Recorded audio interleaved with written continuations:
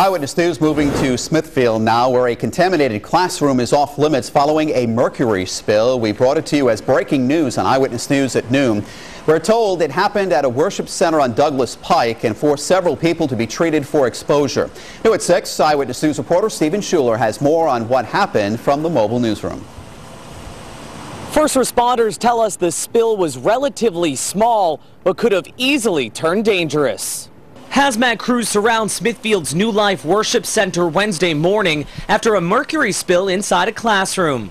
We did have 4 potential patients that were treated for exposure, one or evaluated for exposure, one who had come in direct contact with the product. Fire officials say a worker cleaning the science lab knocked over a container full of mercury just before 11. A male student then came in contact with the chemical, and rescuers transported him to the hospital as a precaution.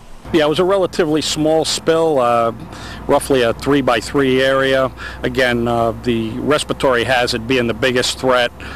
DEM was summoned to the scene with screening and testing equipment. Firefighters removed clothing and equipment from the classroom in special hazards bags. The DEM arrived on scene to evaluate the contaminated area and people exposed to the chemical, but none tested for dangerous levels of mercury. We're told that contaminated room will now be quarantined until it's properly sanitized to reopen. With the mobile newsroom, I'm Stephen Schuler, Eyewitness News.